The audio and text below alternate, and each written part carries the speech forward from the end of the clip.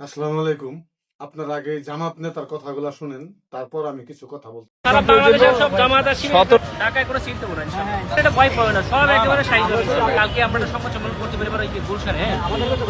তো তোমরা কালকে সন্ধ্যার দিকে ওই দিকে থাকবে একটা প্ল্যান দেখি।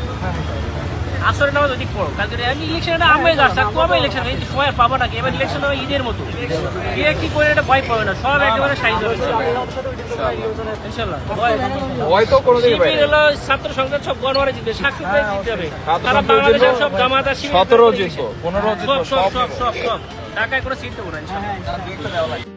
আপনারা কথাগুলো শুনলেন। উনি বললেন যে ঢাকার ভিতরে যে আসনগুলো আছে, একটি আসনও অন্য কাউকে আর দেওয়া হবে না। যদি কেউ বাড়াবাড়ি করতে আসে তাহলে সাইজ করা হবে। তা আমি বলতেছি, ঢাকা যে আসনগুলো আছে, এই সবগুলো আসন কি ওই নেতার বাপদাদার সম্পদ?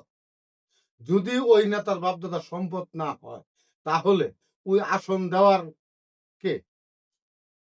আসন তো উনাকে দিব জনগণ, উনারা কাকে আসন দেবে? দেখুন, উনি নিজেই কিন্তু একজন অপরাধী, উনি নিজেই কিন্তু একজন বাটপার, সিটার, বদমাশ। উনি ডাক্তারি সার্টিফিকেট নকল করে, জাল করে মানুষকে এতদিন চিকিৎসা দিয়ে আসছে। যদি আমাদের বাংলাদেশে সঠিক আইন প্রয়োগ হতো, তাহলে উনি কিন্তু এখন জেলে থাকতো। আমাদের বাংলাদেশে বর্তমানে আইন শৃঙ্খলা বলতে কিছু নেই, কারণে এখনো উনি নির্বাচনের প্রচারণা করতেছেন। এই সমস্ত নেতাকর্মীরা, এই সমস্ত নেতারা, ওনারা দেখুন ঢাকার শহরে বসে বড় বড় কথা বলে। আমি বলতেছি, তোমরা জনগণের কাছে আসো। জনগণ তোমাদের কি বলে দেখো। জনগণ তোমাকে খাটাইয়া কানের নিচে থাপড়াবে। তোমাদের যে সমস্ত ভাষায় কথাবার্তা বলো, আর তুমি তো একজন রাজাকারের বাচ্চা, তুমি তো একজন রাজাকারের ছেলে।